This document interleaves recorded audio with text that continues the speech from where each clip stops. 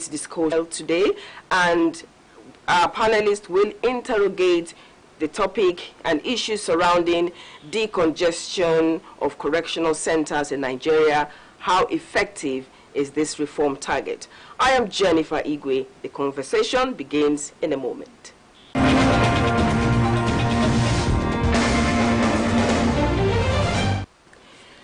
To discuss this topic today, I have with me in the studio Chima Iwagu, a legal practitioner and public analyst. Thank you for joining us. Thank you very much. Yeah. I also have with me Samson Newton, a legal practitioner. Thank you very much. Joining us online, I have Enobore Francis, Controller of Corrections, Public Relations Officer, Nigeria Correctional Service. Okay, we'll get back to him. Then we also have Dr. Uju Agomo, Founder and Executive Director, Prisoners Rehabilitation and Welfare Action, PRAWA.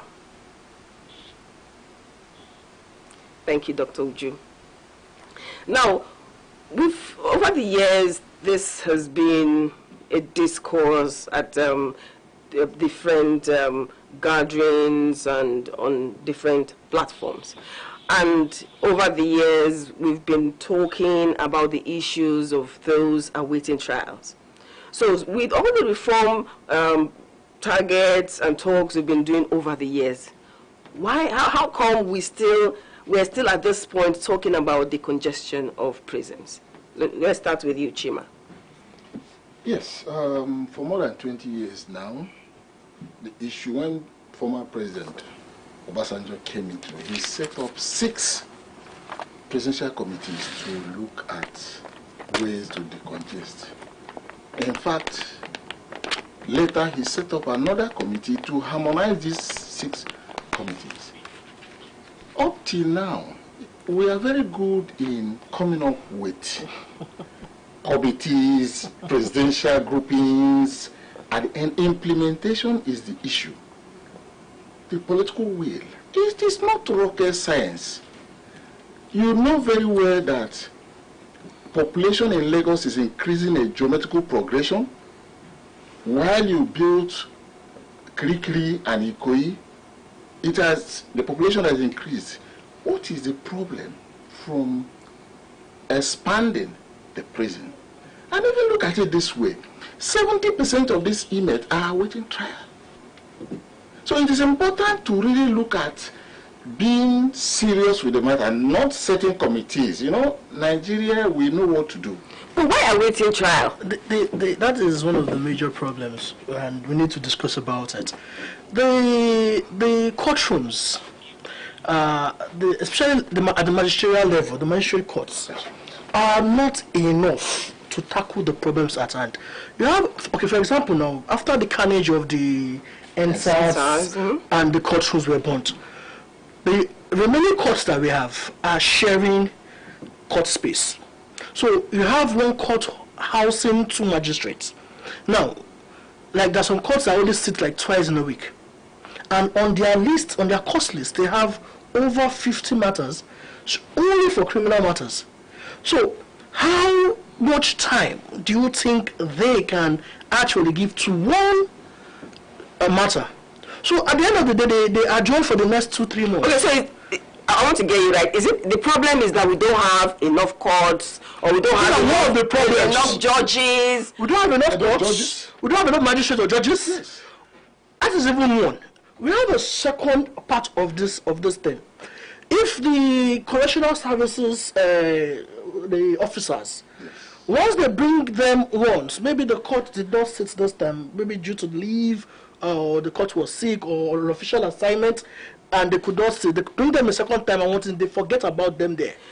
With the number of lawyers in this country, and I'm just wondering, so why do we have shortage of judges? Yes, it's very simple.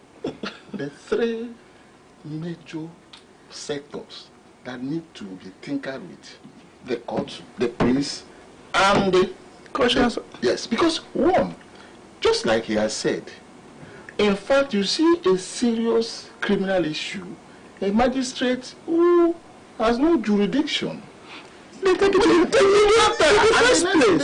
They remind the person. The police know what they do. They do it intentionally. Intentionally. Deliberately. The matter I did, and it was deliberate that the police just wanted to keep the suspect in perpetuity. So they will take a matter that they know that the magistrate court has no jurisdiction, even though the SCJL provides for it. But we are saying that it itself is one of the causes of this thing. And that is one. Then two, there are laws that even make provisions for magistrates to visit prisons, visit cells, to bring justice to the inmates, because we know for a fact that so many policemen keep their, I'll call them victims in this situation. They are victims when they keep them, even if the law says that the person is innocent until proven guilty.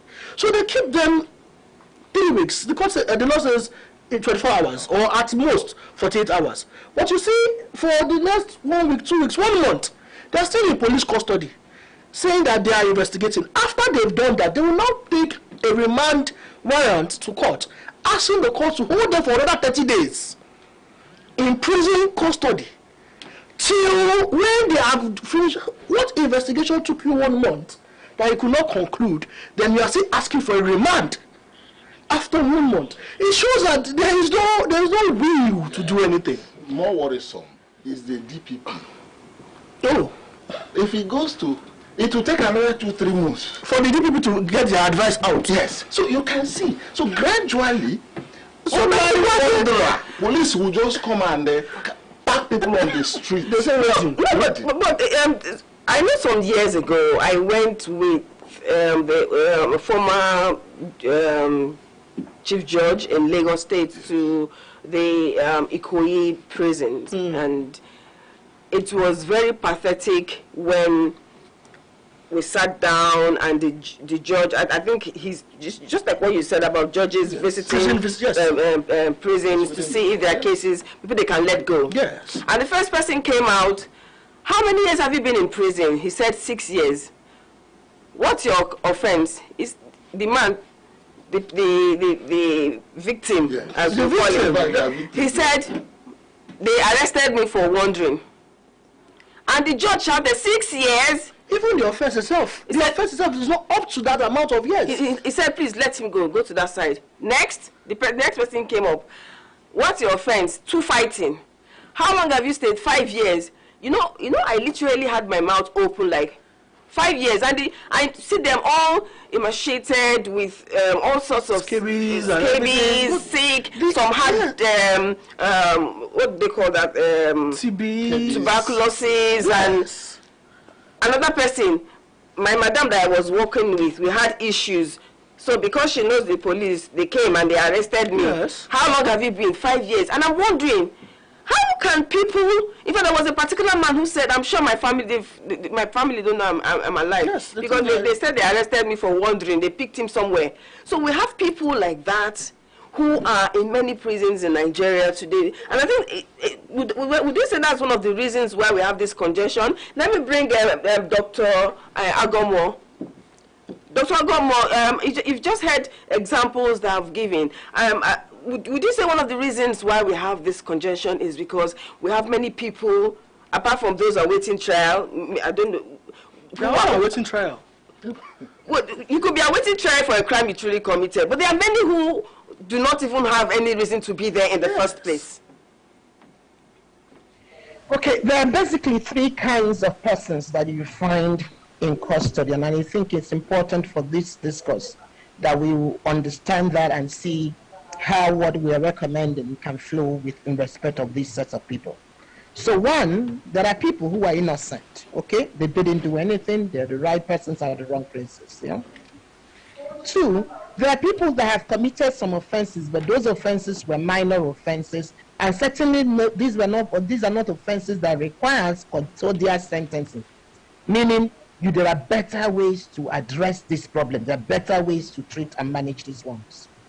And then thirdly, there are persons who are serious offenders, who have committed offenses, and they are in custody. So whichever it is, especially for the third category, for those ones, you require to have a proper time to be able to engage them, to reform them, and have them spend their time, and the time they spend there, you structure it in such a way that it will do exactly that. Reform them and rehabilitate them and provide opportunity that will enhance their eventual reintegration. So why the issue that you are raising, because certainly you are very correct. We have a problem and it is a crisis. But this crisis, we find that it is not in all custodial centers. There are about 246 custodial centers across the country.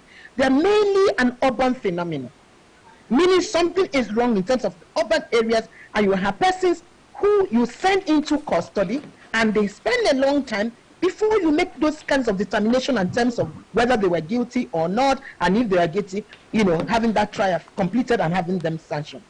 So I think that one of the key things we must understand is that this is a system. Our major problem is attitudinal. Many of us have this overemphasis on custody. Somebody has committed an offense, unless you put the person in pretrial detention, you have not hit it. Unless you give the person a sanction on custodial setting, you have not hit it. But there are a lot of things that we should do that are different, that we should really begin to address this. So certainly, for the first category, you and I know there's no business for them being there. So you must have a mechanism that ensures that that's not happening, and that starts from the police. For the second category, you have to utilize already the non-custodial measures that are provided for us. The whole of Part 2 of the Nigerian Correctional Service Act of 2019 has that included. Even the Section 2, subsection 1B of the Nigerian Correctional Service Act of 2019 tells us the major objective, that one of them is about how to enhance this issue of making sure that non-custodial measures are being applied.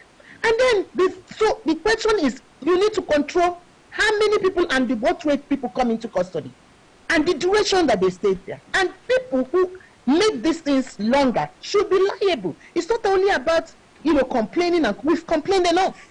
So it is a crisis, and we must take very serious steps to address this crisis, and it is doable. Okay, Dr. Uju, thank you for your contribution. Nobore Francis, can you hear me? Yes. The question is that Nobore Francis, can you hear me? Okay. I don't know if you were listening to the discussion. If you're listening to the discussion so far. I want to find out, we've been talking about decongesting the prison, the correctional centers over the years. You are someone who works directly there. You're the public relations officer of the Nigerian Correctional Services. Can you tell us what the challenge for meeting this target of decongesting the prisons? What is the challenge? Because it's a recurring discourse. We've been talking about it over the years, and it's as if the more we talk about it, the more the prisons even get fuller. So what is the challenge? Thank you very much. Sorry, I wasn't able to join early enough due to a network issue. Okay. Well, to speak directly to your question, identifying the challenges, bedeviling several attempts that have been made in the past to decongest custodial centers across the country. I'd like to state that you see, the problems are multifaceted. Now, let us look at what constitutes congestion in our custodial centers. The last speaker, Dr. Uju, did mention that it has to do with more with custodial centers that are in urban centers, because we have 244 custodial centers spread across the country. And this phenomenon is only experienced in less than 50 of these custodial centers. Now, you look at the push factor. Look at the rate inmates go into custody and juxtapose that with the rate they go out of custody. You discover that it is more on the rate they go in there, the longer they stay, and with less of them going out. And it has to do with those that are awaiting trial. Put together, the aggregate number of inmates we have in our custody today is oscillates between 69,000 and some hundred. But how many of them are convicts? We have less than 23%. Now, you look at the trial process. Most of these awaiting trial cases committed state offenses. Therefore, it is not expected that the federal government instrument will be deployed to address the issue of those that are awaiting trial. For us as a service, what we try to do is to address the component of managing congestion, which has to do with providing accommodation the most we can, increasing the custodial facilities we have both in size and in construction of new ones. And to that extent, there is a 3,000 capacity ultramodern custodial center that is on board now. One has been almost completed in the northwest. Another one is going on in north central, and one other one in south in Bori River State, to be specific. We are expecting that the other 3 geopolitical zones will be covered. So we are thinking that by the time these structures are put in place, we'll be able to fan out inmates from the over-congested areas to these more commodious facilities. Again, you also discovered that in the past we're having serious challenges with producing these inmates in court as and when due. That is logistic-wise. Although the present administration has been able to increase the fleet of court duty vehicles by as much as 504 between 2016 to date to 2020 to City, but we still observe that there are gaps, because if you look at a typical custodial center and look at the number of courts they have to cover on a daily basis, committing these awaiting trials, you discover that sometimes it becomes a very Herculean task.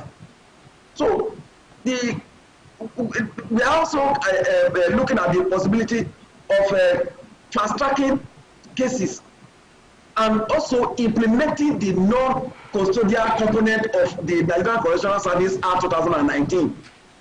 I'll give you a typical example. The non-custodial component, which speaks to addressing minor infractions outside custodial treatment within the Federal Capital Territory during the COVID-19 pandemic, those that contravene the protocol. Within the Federal Capital Territory, they were able to treat well over 20,000 offenders outside incarceration, which goes to tell us that if we have the political will, I'm talking of the sub-nationals now, to implement the new act, that is the non-custodial component, quite a number of inmates that do not have absolute reason to be behind bars will be treated out of. Okay. Thank you, Honorable Francis. I understand your point, but I'm just wondering. We have so many people, like over 68,000 prisoners in the whole of Nigeria, and over 17,000 convicts already. Yes. And the remaining are awaiting trial. So how is there anything that can be done to ensure that we reduce that figure? Because apart from being violation of human rights, and I mean, because some of them, like the example we gave of somebody wandering, you end up staying 6 years when the sentence for even the crime is not as much as that.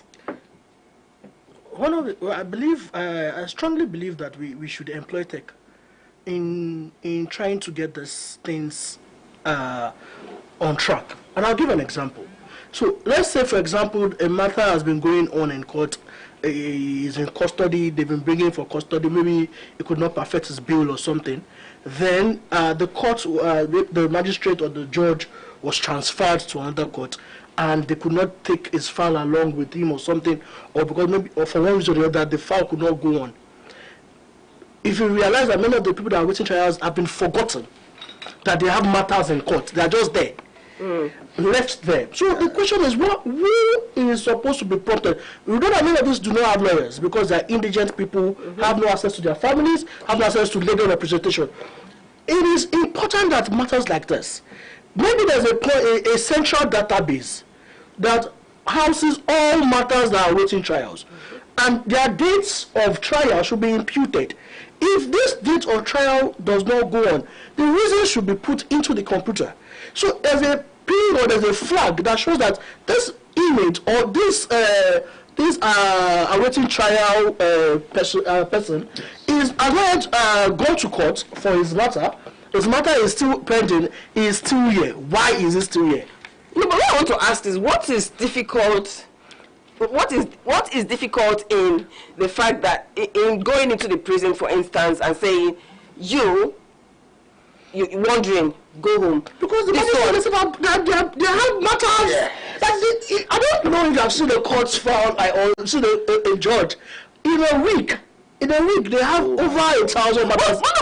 So when do they have the time to go? Yeah. Okay, maybe I'm talking from a layman's position. I'm just wondering, why don't you just compile the names of those who do not really have cases You need and ask them to go? Magistrate, from morning till night. There was a judge that sat from 9 a.m. just recently, from 9 a.m. to 9 p.m. When do you expect? And he will write the judgment. He has judgments to write. He has rulings to write. He has to go through the trials and everything. So the other issue that we do not have enough manpower to man the power. We don't have enough. And what does it cost the federal government to recruit more lawyers to handle these cases? Expand the court. Very simple. It is not rocket science.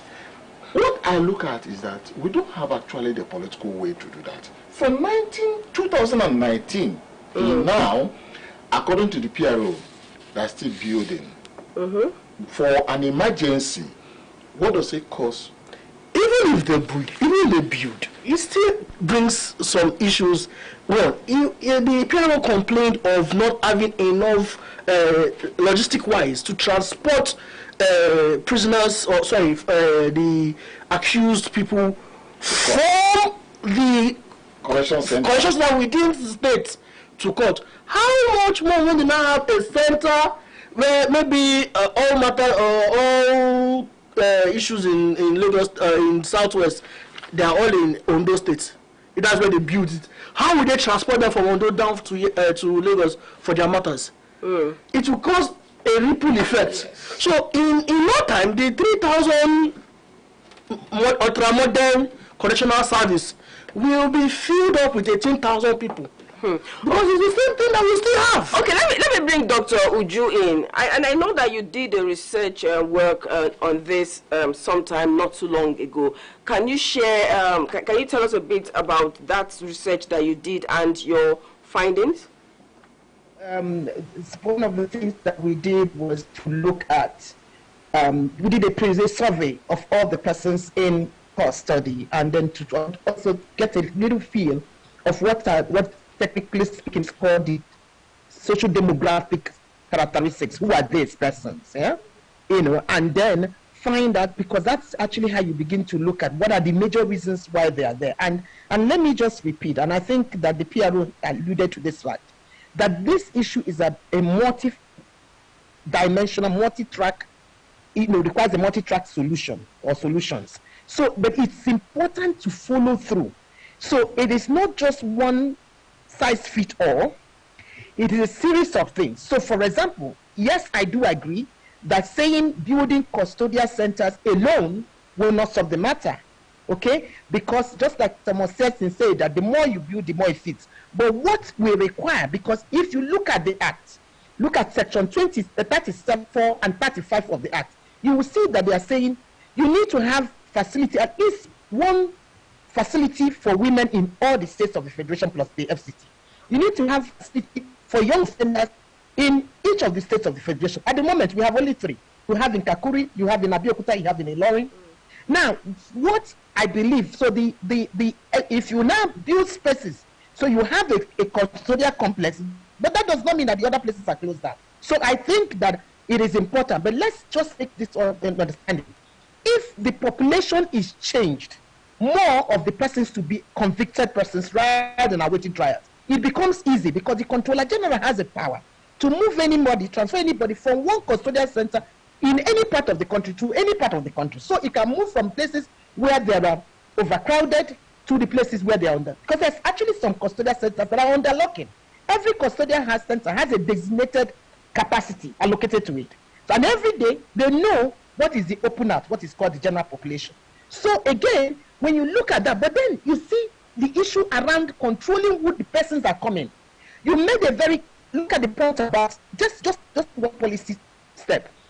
If we say on no occasion should a minor offender be found in a custodial center because, or a petty offender, because one day, even if you bring them out the next day, one day is terrible enough that somebody who is a minor offender can be made to be a hardened person because he was now going to associate with more criminals. So again, how can we have a good legislation that provides for non-custodial measures, as we see in the second part of the Nigerian Correctional Service Act of 2019, also the Administration of Criminal Justice Act of 2015, and indeed the Administration of Criminal Justice laws in many states provides for non-custodial measures. We have community service, we have probation, we have restorative justice, we have even issue of parole for some of them, and yet you are putting so many persons, and the government will have to be feeding them. It doesn't make any business sense. It doesn't make any business sense. So again, it's about the attitude. So it's possible that we will only take a decision that it's only people who are at risk that you need to put there. How are we using our best system? So you need to have different tracks, and there must be key oversight and accountability mechanisms. Okay. If it is not deployed well, it can work. Thank you, Dr. Uju. Let me bring Onobore in now. When we have people in correctional service there for a very long time for what I'm a common man, term bailable offenses, and they stay there for so long, definitely it will affect their lives. So when eventually they are released, what happens to them? Because I'm just wondering, the correctional, the aim of putting them in facilities like this, do we achieve the aim of the correctional service in the long run? How is life for them?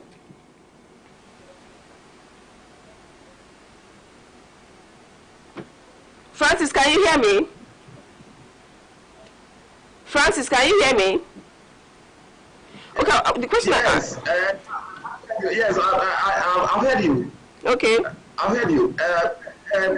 Before addressing that issue, let me quickly add to the narrative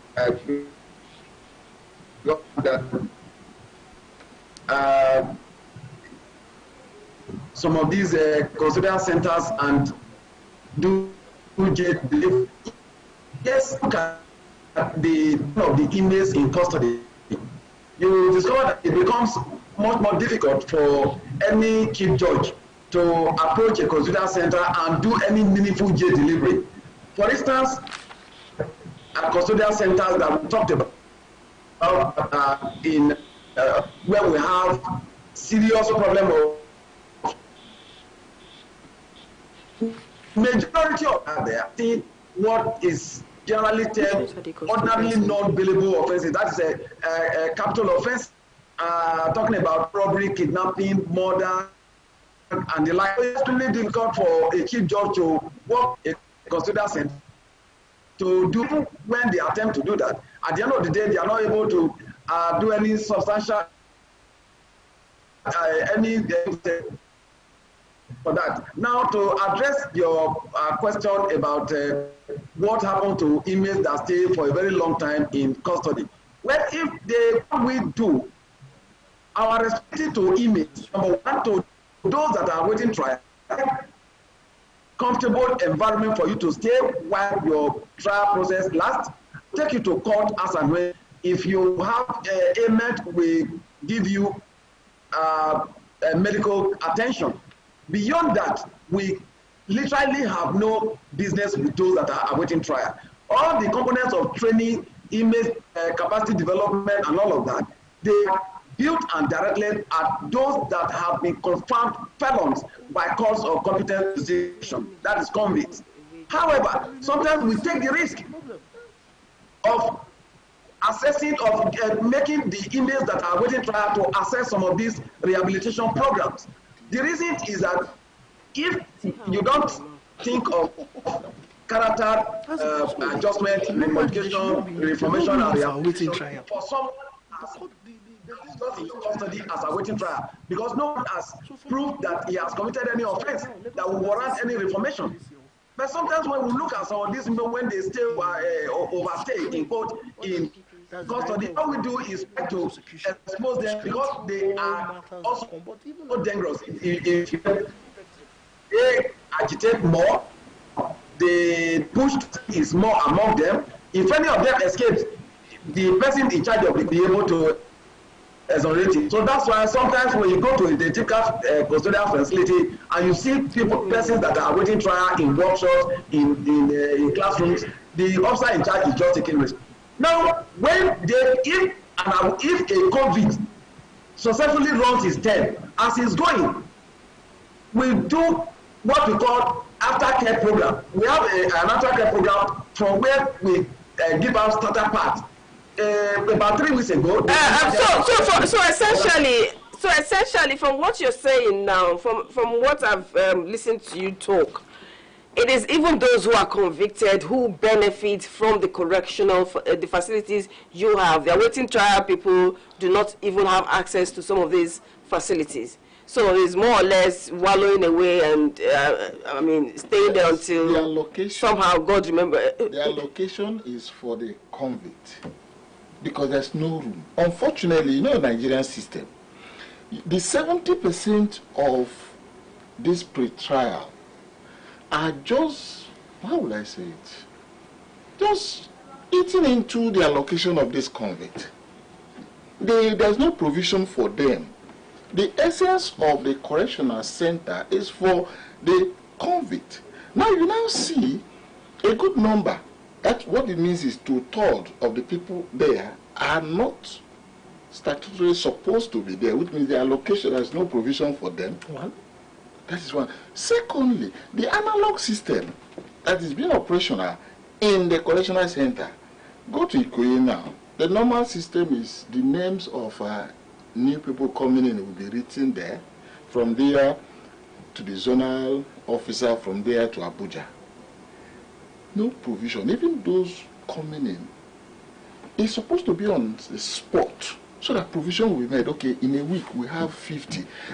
The allocation will be provided. So poor funding, food, medical care, psychological and social. Remember, the essence of that place is to reform, rehabilitate, and reintegrate at the end. Okay, let me just pause you now because we have a report that shows life in correctional centers. Yeah, not correctional centers. Custodial centers. Yeah, well, a correctional center, because I don't know if that's how it is. I don't know how that interchangeably. Yes, I don't know how if what we have in our report is also applies to all other correctional services. But we have a report that helps you understand how life is for them now in the correctional service. There is life behind the bars, as against the general notion that inmates face punishment and condemnation once here. In fact, it is a community on its own, positioned to sustain itself through the array of entrepreneurial ventures on display. Of all the buildings and beautiful sights within the premises, this particular drawing unleashed my curiosity specifically. Lawrence is the hand behind the craft. He drew this piece as a reflection of his state of mind when he was condemned to death in 2013. I was full of cry, tears. It was a moment of tears. But to get to a point, I now decided that even if I should die, the talent that is in me, I don't want it to die. I want to impart that knowledge into people. So it made me to come into the workshop and I will begin to train people the work of art. Once out of the custodial center in Kirikiri, Lawrence hopes to complement the efforts of his son, who has been managing his mini press. The opportunity provided for the inmates are endless. While some are sharpening their skills in tailoring, others embrace carpentry, shoemaking, as well as fishery. This is where the records. Isiaka is one of the casualties of the security challenges experienced during the COVID-19 lockdown. He was charged with murder and has been awaiting trial since 2020. But the satisfaction here is that he's not just living his passion, but has 5 apprentices under his tutelage. It makes me feel as if I'm not inside prison. I feel I have the privilege of working, as in satisfying myself, like doing what I wish and what I also like doing outside there. I will be very glad if we can even expand it more than this, because so that more people can learn from it. The correctional yard in Kirikiri is also a place of knowledge as seen inside this psychological service section. Bakery and confectionery are done here, and there is this visible commitment to meet deadline. We use yeast for the flour so that you can make it rise. There are inmates who specialize in the production of sanitizers, disinfectants, perfume, and antiseptic liquid soap.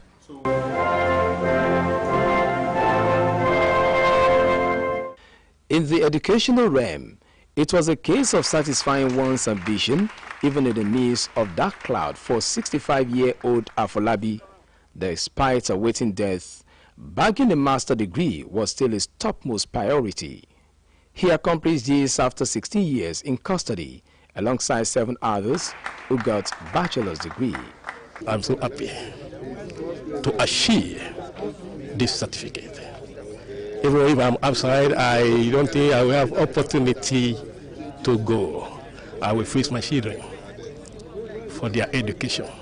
What makes the correctional center special is that in the process of reforming character, there are plans on how to seamlessly reintegrate inmates into the society if they eventually return home. There's a percentage we pay into government coffers. Then the other percentage we divide it to 2, while we go to the record of the inmates, so that upon discharge he can go with it, and the other one-third is used to maintain himself while he's there.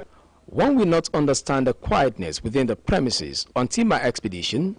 It is an indication of a very busy environment with the target of being a better person if freedom comes the way of the inmates.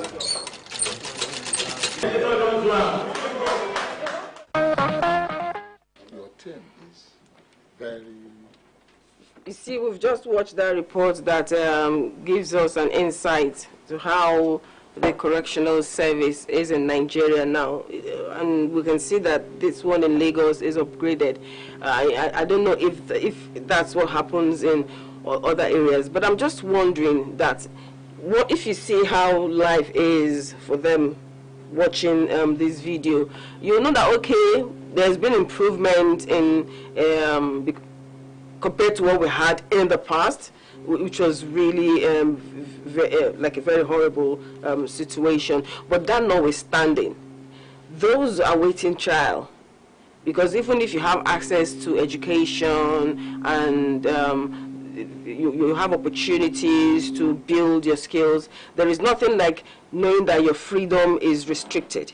So I'm just wondering if we have a system where those awaiting trial maybe put under a particular program where you can still go about your normal business but still go and answer to your case.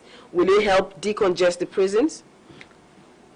Well, your suggestion actually is what bail is all about. The court grant bail for you to go home but come and answer your matter when it is time for you. For those that in correctional centers awaiting trial, many of them could not perfect the conditions of the bail that was given to them. So the court has done its part, granting them bail, because the purpose of bail is not to punish, according to the law. It is not supposed to punish, it is just to make sure that you are answerable to the court. But in situations where many of these people were picked, maybe for example, someone was picked in Apapa and was taken all the way to either Badagry or somewhere far for him to answer his matter.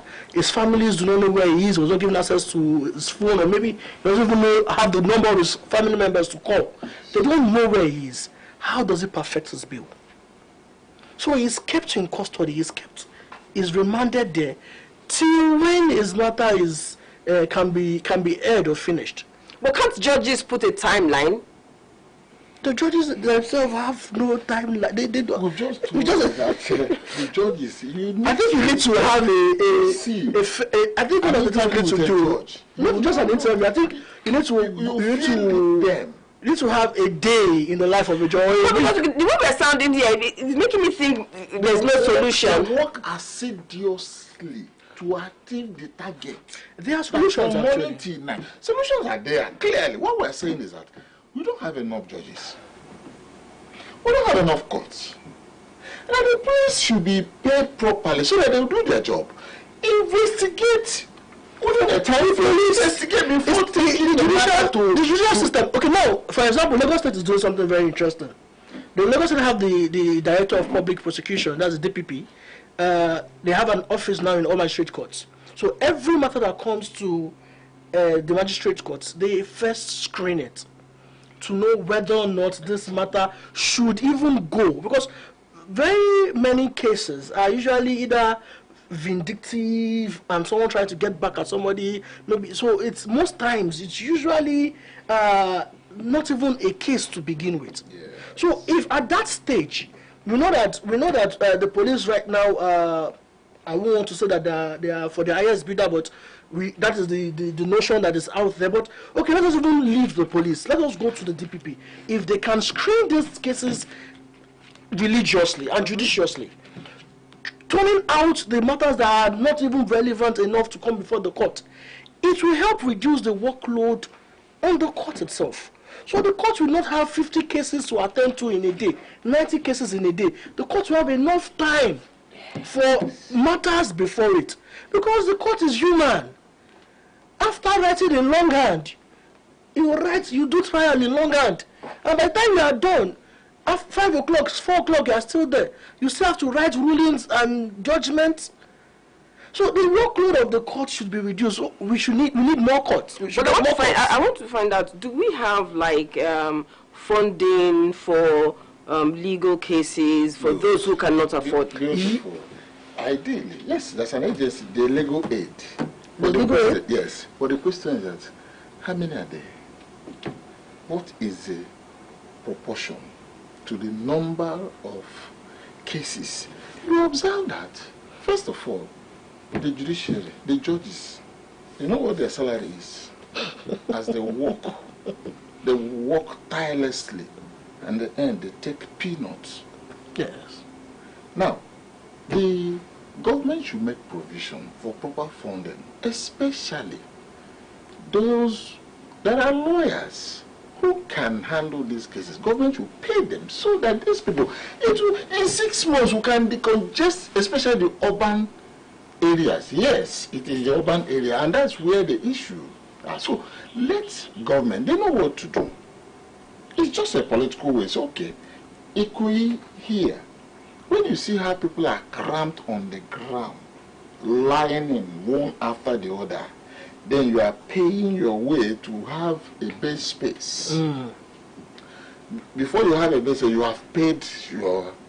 From the gate, already arrangement is being made because we have laws there. So you see people filing, don't touch me, don't match me, or don't... It's a psychological warfare. Yes. The essence of reformation, rehabilitation is lost because as soon as you enter, you see oppression, intimidation, the inhuman treatment by both those who are there And then the custodian officers, at the end of the day, the essence of this person innocently coming out becomes a hardened criminal because he's already mixed. Would you say prison congestion is also one of the reasons why we have prison breaks, and could it be a factor? Could it be a factor? Dr. Oju, you can come in. Could it be a factor? Definitely, when you have overstretched facilities and you have a very high number of pre-trial detainees, as we all found out, the pre-trial detainees are usually more restless. You know, they're very, very agitated a lot. So yes, that is the part of the reason, but that's not the only reason. Part of the reason is that whether the issues about the buffer zones, whether the issues about the security that they are supposed to provide. And if you look at the Nigerian Correctional Service Act of 2019, there are a lot of clear, provisions as to what can be done and what ought to be done. I heard you talking about time limits. There are already time limits. Administration of Criminal Justice Act of 2015 and even the Administration of Criminal Justice laws of many states, they have time limits. So I think the major problem is that we are not implementing the laws. We need to implement these laws.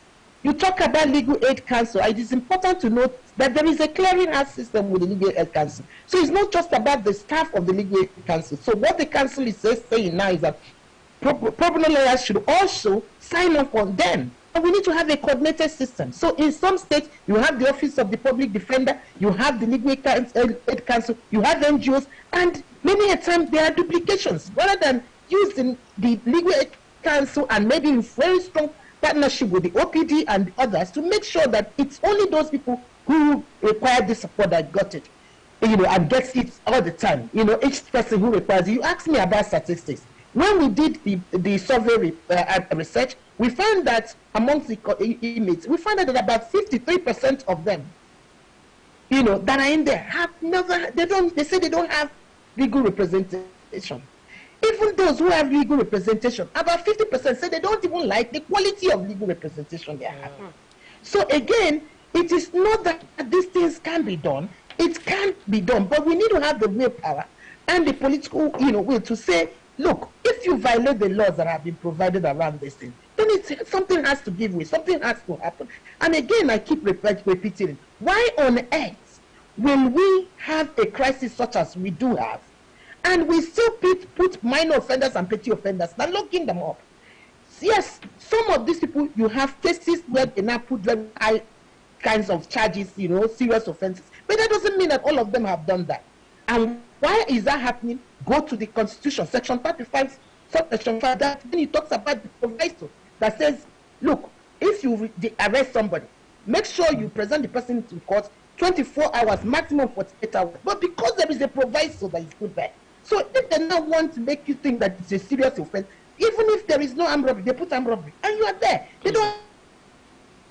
Okay, thank you, Dr. Oju. Now, there's something we do on this program. We always allow people on the street to have a say on whatever we're discussing here. So we'll take that voice pop, and when we come back, we'll give a final input on the way forward.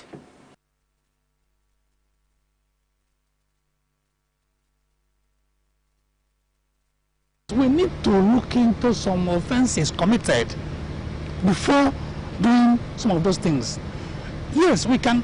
There's what we call pardonable offenses, presidential pardon, governorship as in governor's pardon, and all that.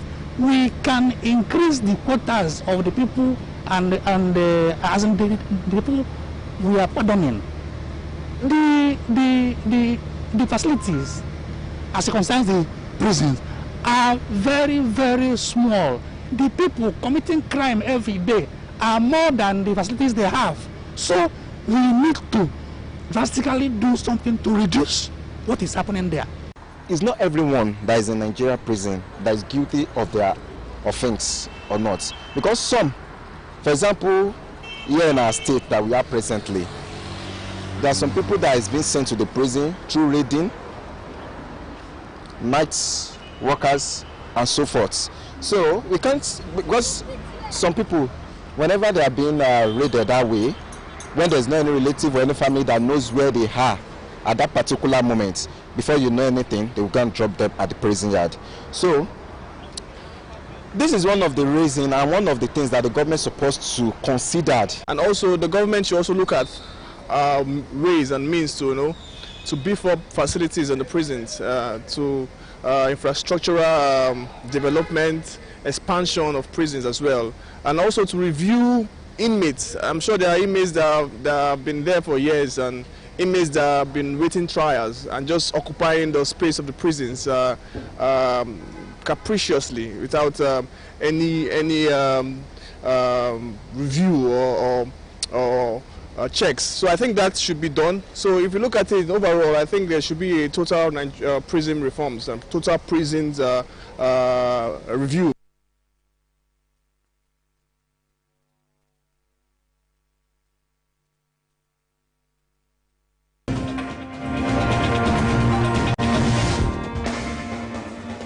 We've heard from them. So I want to go to Francis Inobere. So I want to hear your last word on the way forward, because from what I've heard today, it's obvious that this is a very complicated situation.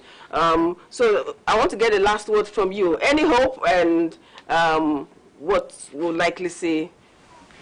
Thank you. Please, let me quickly correct an impression. It's not true that we are still practicing the analog system of keeping the record of persons we have in our custody. To the last hour, we can give you the exact figure of persons we have in our custody. That aspect has been sufficiently upgraded. And also the fact that provisions that are made for awaiting trial persons, yes, they are feeding, their medical care provisions are made, but training, like the person in the studio rightly pointed out, is directly for those that have been convicted. Now to talk about way forward, where Dr. Uju Ayomo has already put it right, the laws are there, the Administration of Criminal Justice Act 2015 is there, the Nigerian Correctional Service 2019 is also there. There are copious provisions for managing those that are awaiting trial in such a way that their cases can be processed expeditiously. So we are just praying and hoping that sub-nationals will muster the political will to look at the way of implementing the provisions of the books. We are also looking at the possibility of increasing the budgetary allocation to the service to be able to address infrastructural gaps and logistics to the extent that we will be able to provide at least commodious environment to keep those that are sent to us for custody, and also to address logistics gaps.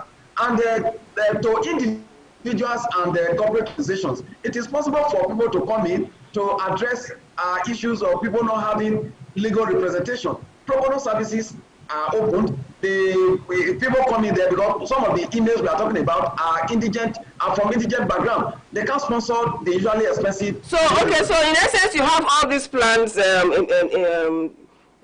somehow in the pipeline, okay, and some of them are already working, and maybe that gives us hope. So we thank you for coming to the program to educate us more on this. Thank you, Dr. Uju, for your input and for sharing your research work with us. Dr. Uju from Prawa, thank you so much for joining us. And Chima and Samson, if we continue this discourse, we might not just end, you know. And let me just take from what Inobere Francis has said about more allocation, budgetary allocation, and political will, that it can help maybe change things. And this discourse that has started a long time, this reform since 2001, I mean, another committee was set in 2004, there was another one in 2007 or so, and now we're still on it in 2021. Okay. Let's just keep our fingers crossed that something will happen. So until next week, when another episode of the panel comes your way, thank you so much for coming on the program, Dr. Uju and Francis Inobere. Thank you also. So until next week, when another episode of the panel comes your way, I am Jennifer Igwe. Thank you for watching.